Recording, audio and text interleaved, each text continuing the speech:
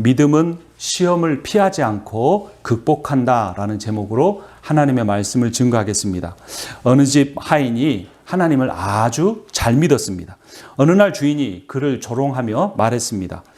나는 하나님을 믿지 않아도 아무 어려움 없이 잘만 사는데 너는 하나님을 믿는데도 왜 그렇게 어려운 일만 겪느냐? 그렇게 살 바에야 하나님을 믿지 않는 게 더 낫겠다. 종은 당황하지 않고 침착하게 질문했습니다.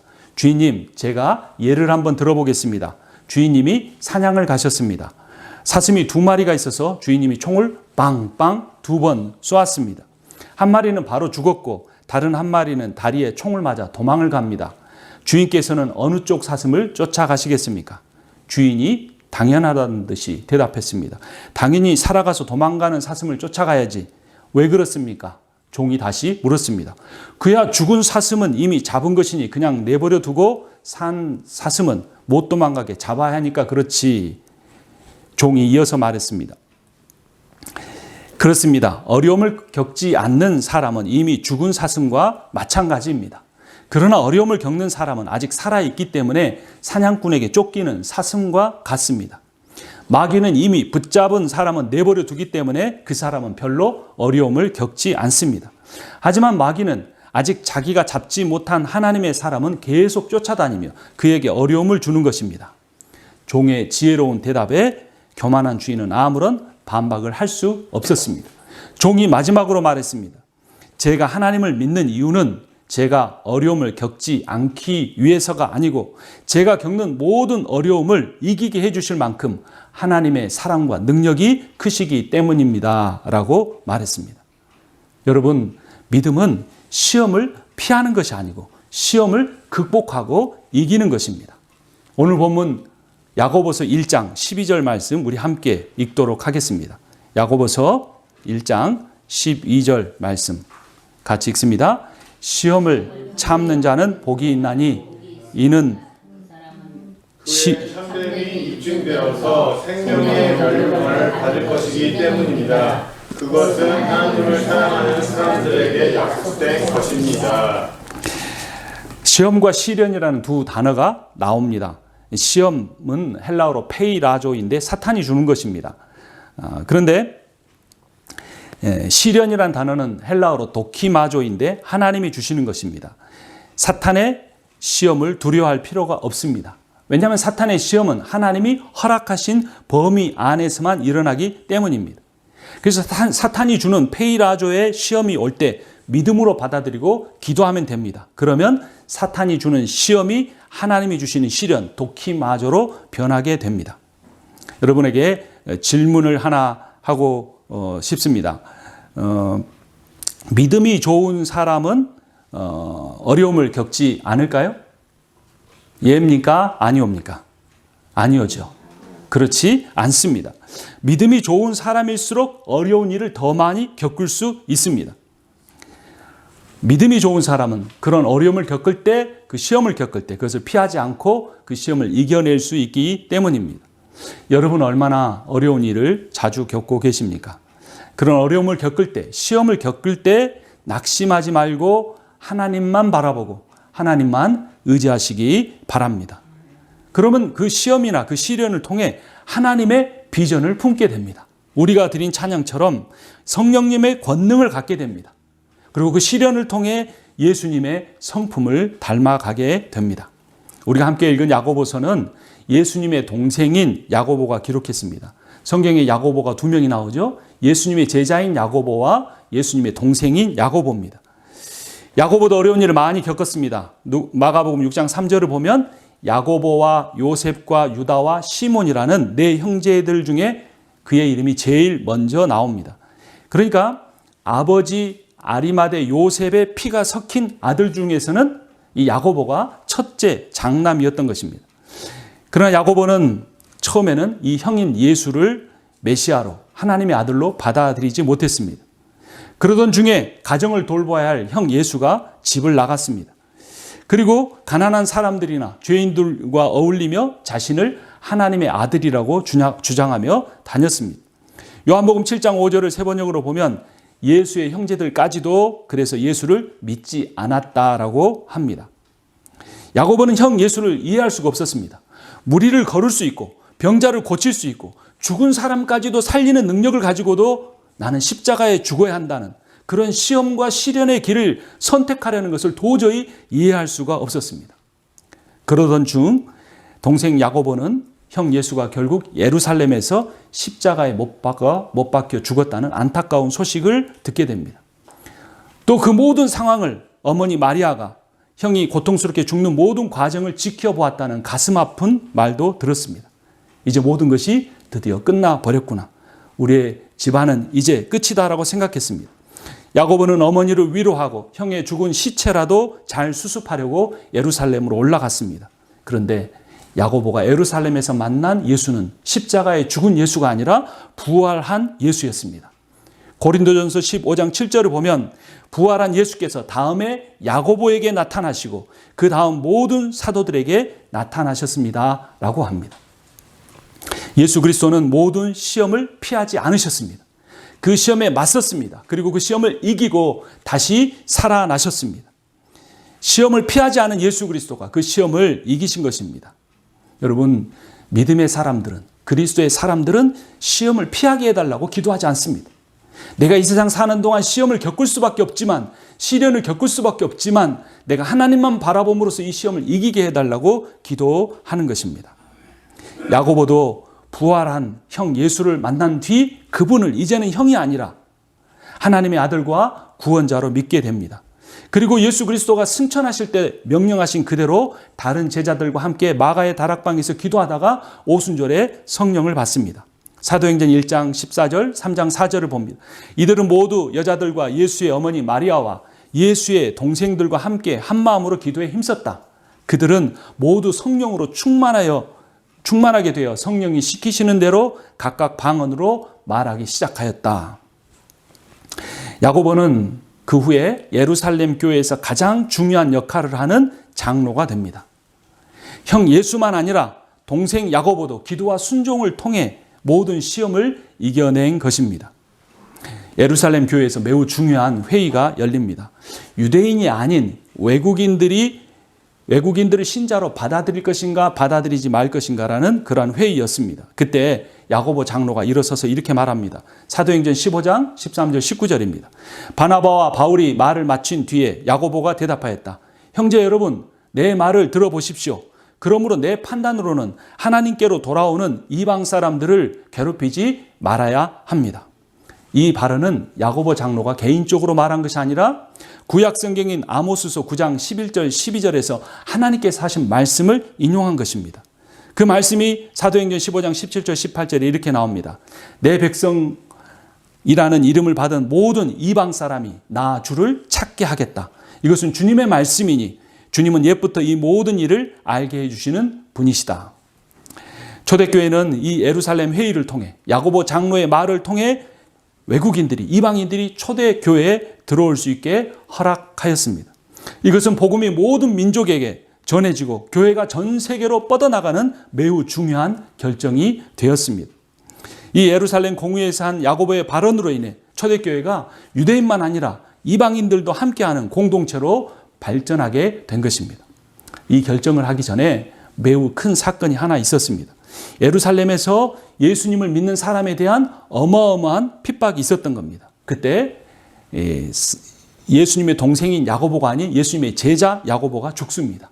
스데반도 돌에 맞아 순교합니다. 사도행전 7장 59절, 8장 2절을 보면 그들이 돌로 스데반을 치니 스데반이 부르짖어 이르되 주 예수여 내 영혼을 받으시옵소서 하고 그날의 예루살렘 교회에 큰 박해가 일어났다. 그래서 사도들 이외에는 모든 유대 지방과 사마리아 지방으로 흩어졌다라고 합니다. 기독교에 대한 핍박이 초대교회 성도들을 여러 나라로 흩어지게 만든 것입니다. 근데 오히려 이 일을 통해 놀라운 기적이 일어납니다. 유대인 그리스도인들이 이방인들의 사는 여러 도시들로 흩어지면서 가는 곳마다 복음을 전하고 예수를 믿게 하고 교회가 세워진 것입니다. 이것은 사도행전 1장 8절에서 하신 예수님의 명령이 이루어진 겁니다. 그러나 성령이 너희에게 내리시면 너희가 능력을 받고 예루살렘과 온 유대와 사마리아와 땅끝까지 이르러 내 증인이 될 것이다. 증인이 될 것이다. 예루살렘 교회가 핍박으로 인해 시험을 겪었지만 그 모든 시험을 이겨낸 것입니다. 그들이 온 세상에 흩어져 예수 그리스도의 복음을 전하는, 선교하는 교회가 된 것입니다. 사탄이 준 시험이 하나님이 주신 시련으로 바뀌어 하나님의 말씀이 성취되는 역사가 일어나는 것입니다. 여러분, 믿음의 사람은 시험을 잘 피하는 사람이 아닙니다. 믿음의 사람은 시험을 당했을 때 그것을 믿음으로, 기도로, 성령으로 이겨내고 하나님의 말씀을 성취하는 기회로 삼는 사람인 것입니다. 그런데 그 뒤로도 수십 년 동안 로마 제국의 기독교에 대한 핍박이 이어졌습니다. 장로 야고보는 이렇게 핍박으로 흩어진, 사방으로 흩어진 그리스도인들, 유대인 그리스도인들에게 편지를 합니다. 오늘 보면 야고보서 1장 1절을 제가 다시 읽습니다. 하나님과 주 예수 그리스도의 종인 야고보가 세계에 흩어져 사는 12지파에게 문안을 드립니다. 그들이 시험을 받고 있는데 그들을 위로하고 권면하기 위해서 쓴 것입니다. 로마가 그리스도인들을 핍박하는 주된 이유는 그리스도인들이 황제에게만 사용할 수 있는 퀴리오스, 즉 주님이라는 표현을 사용했기 때문입니다. 초대교회 성도들에게 예수는 구원자, 세이비어였을 뿐만 아니라 주님, 로드였습니다. 그들이 예수를 믿는 이유는 내가 예수를 잘 믿어 죽어서 천국 가기 위해서만이 아니었습니다. 그들이 예수를 믿는 이유는 이 땅에 사는 동안 예수께서 가셨던 순종의 길, 고난의 길을 따라가기 위해서였습니다.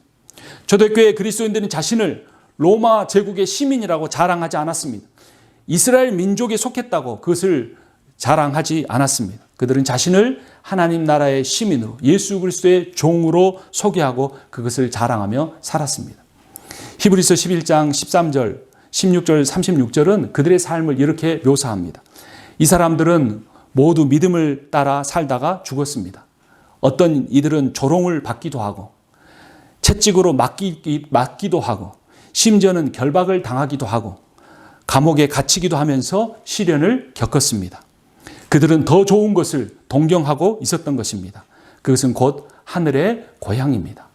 여러분, 어떤 사람이 이 세상을 살면서 하늘을 소망하며 살까요? 그것은 이 땅 가운데 시련을 겪고 아픔을 겪고 고통을 당하는 사람들인 것입니다. 그 가운데서 그 시험에 굴복하지 않고 믿음으로 시험을 이겨낸 사람이 진정한 그리스도인으로서 인생을 살아갈 수 있는 것입니다. 이런 상황에서 야고보 장로가 다시 말합니다. 2절 말씀 우리 함께 읽도록 하겠습니다.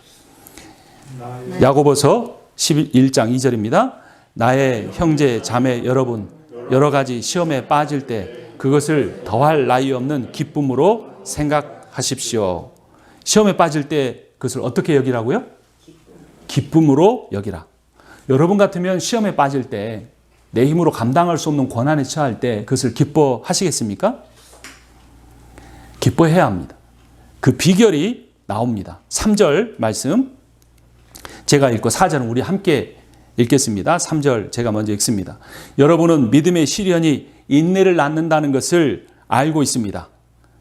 여러분은 인내력을 충분히 발휘하여 조금도 부족함이 없이 완전하고 성숙한 사람이 되십시오.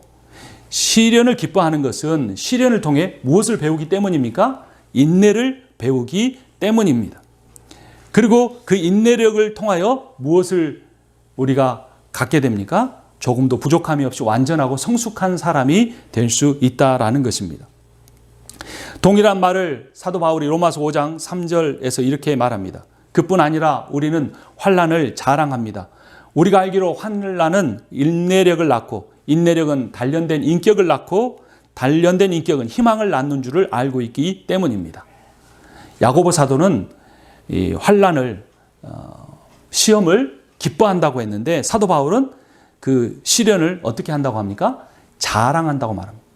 나는 이런 시험을 받았다. 근데 실제로 교회 안에서는 그렇지 못하죠. 세상적으로 잘된 것, 성공한 것, 돈 많이 버는 것, 좋은 대학에 간 것, 그런 것을 자랑하지 내가 이렇게 병든 것, 내가 이렇게 몸이 아픈 것, 집안에 문제가 있는 것을 자랑하는 사람은 아무도 없습니다.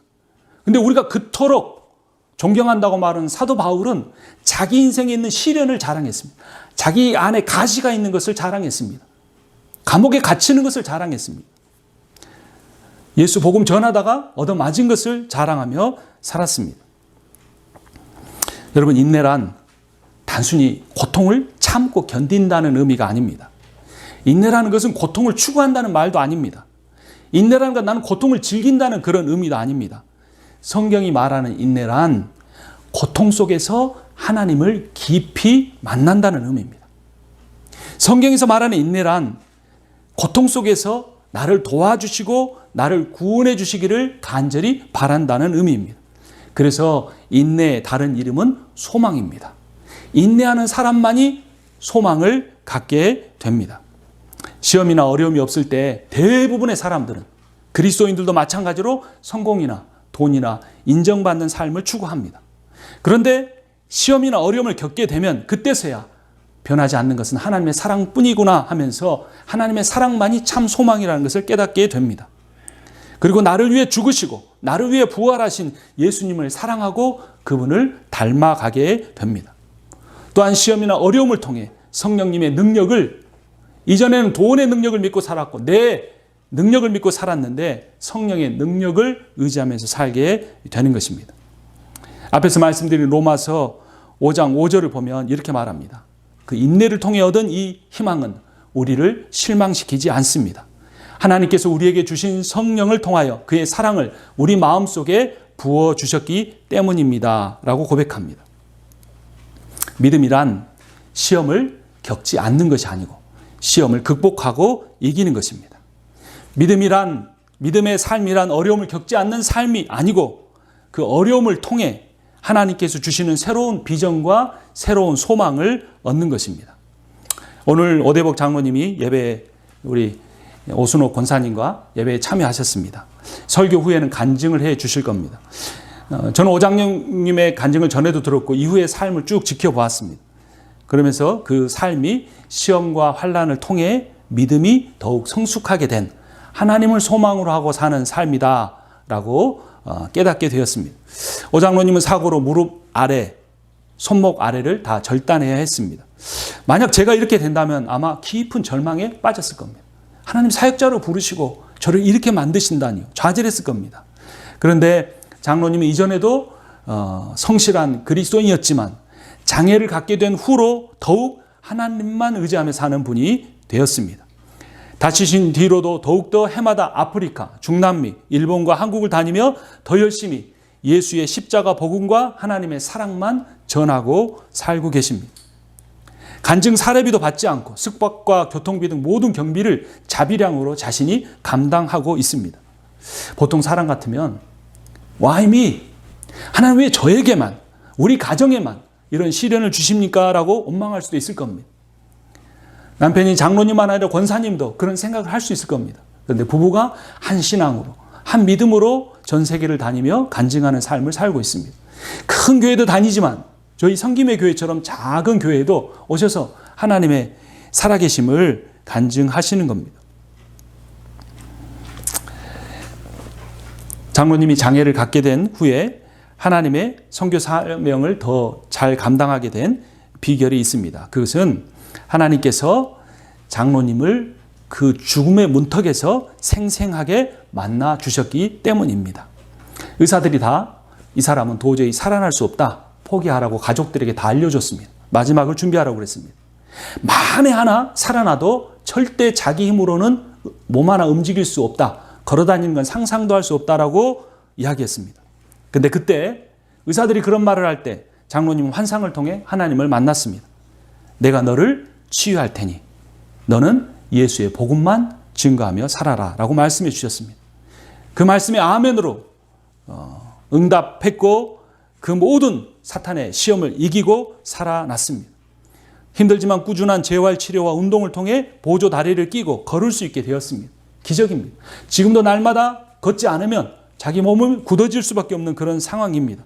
그런데도 계속해서 복음 전도자의 삶을 살고 있습니다. 자세한 이야기는 오늘 설교 후에 간증을 통해 듣기로 하겠습니다. 우리 인생에도 시험이 있습니다.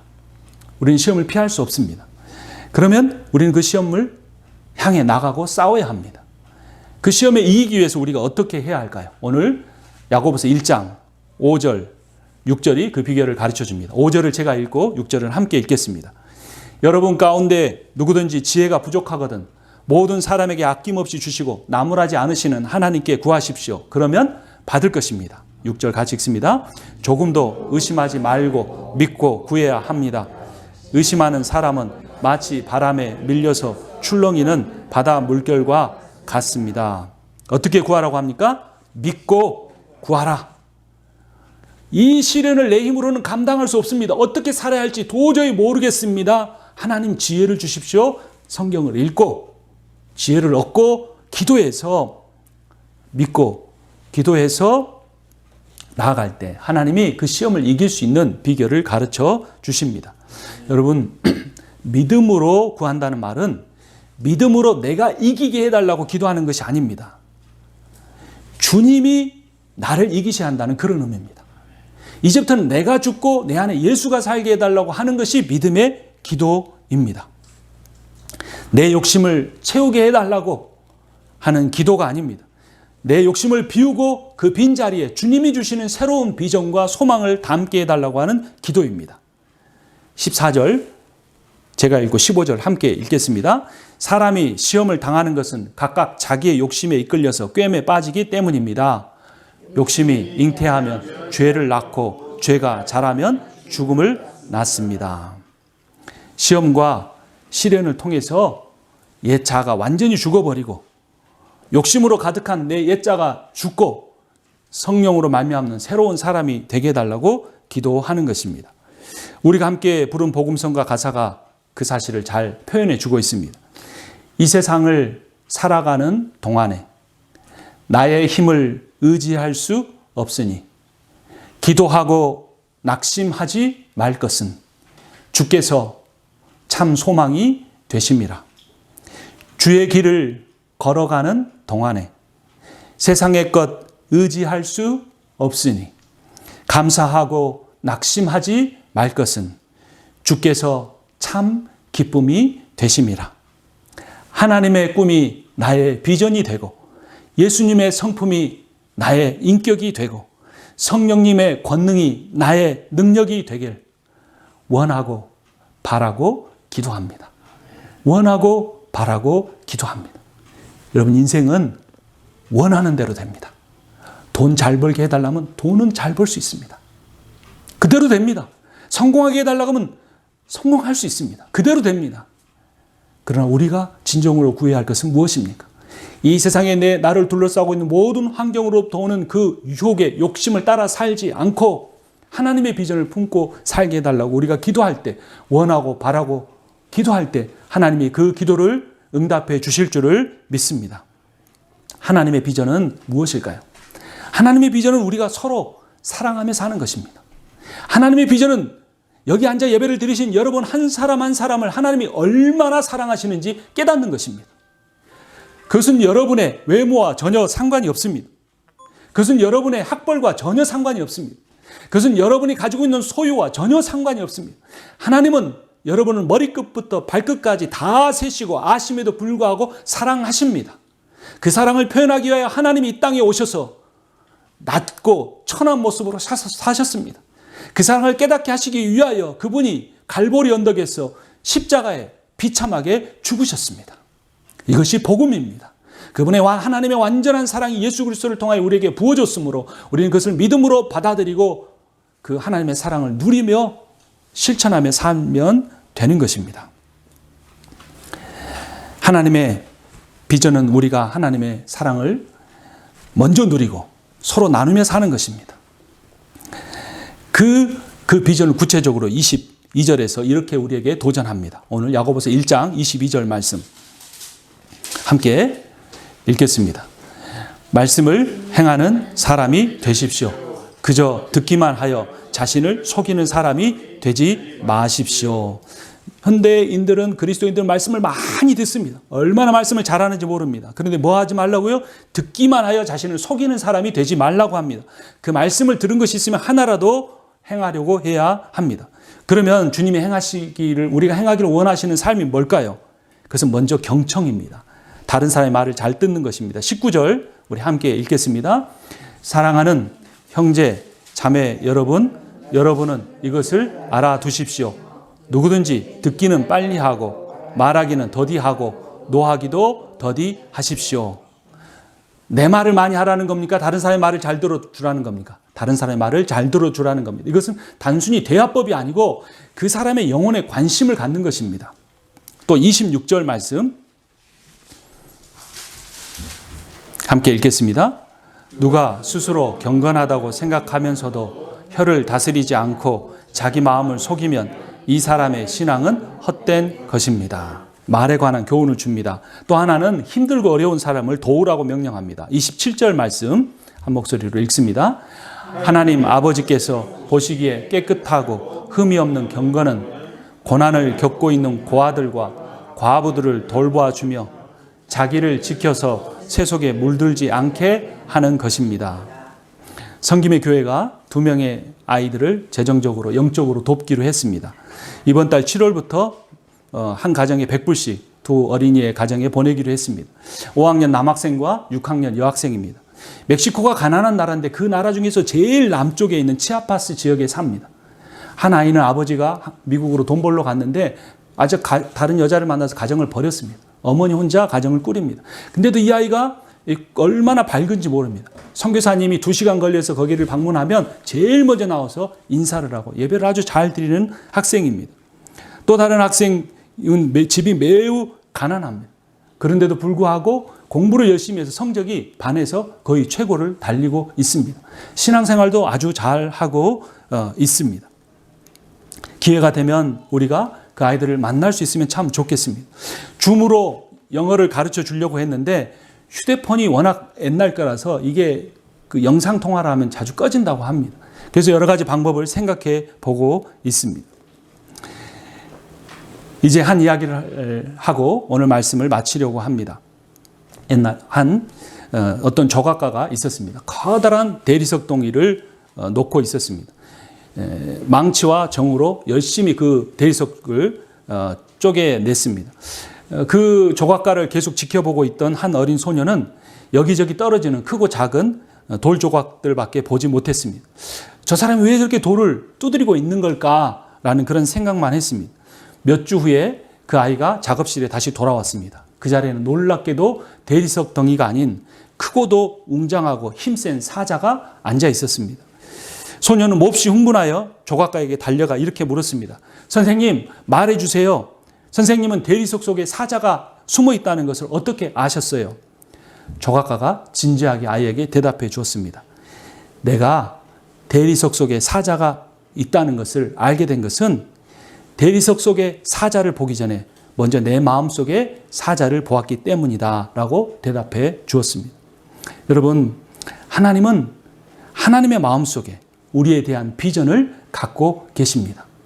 그냥 대리석 덩이에 불과한 것을 사자를 마음에 품고 그것을 새겨놓은 것처럼 하나님께서는 우리 인생의 시련이라는 망치와 시험이라는 정을 사용해서 우리를 인격을 깎아내시고 우리에게 고난을 주시지만 결국에는 하나님이 원하시는 사람으로 만들어 가십니다. 대리석 덩이가 조각가의 망치와 정으로 파내는 고통을 겪어야 위대한 사자가 될 수 있었듯이 우리 인생이 하나님이 주시는 시련을 겪고 피하지 않고 이겨낼 때 우리는 주님을 닮은 인격과 삶의 모습으로 빚어질 수 있습니다. 고통을 인내할 수 있는 힘은 마음속에서 본 사자의 모습을 늘 떠올리는 것입니다. 시험을 인내할 수 있는 힘은 성경에서 발견한 그 비전을 날마다 품고 그것이 내 삶에 이루어지게 해달라고, 예수의 인격이 내 삶에 빚어지게 해달라고 늘 믿음으로 간절히 구하는 것입니다. 하나님께서 이 말씀을 주셨으므로 하나님께서 여러분과 저를 향한 하나님의 사랑의 비전과 예수님의 긍휼의 성품이 성령의 권능으로 우리의 삶에 이루어지게 해 주실 것을 믿습니다. 우리 함께 찬양하겠습니다. 이 세상을 살아가는 동안에 나의 힘을 의지할 수 없으니 기도하고 낙심하지 말 것은 주께서 참 소망이 되심이라.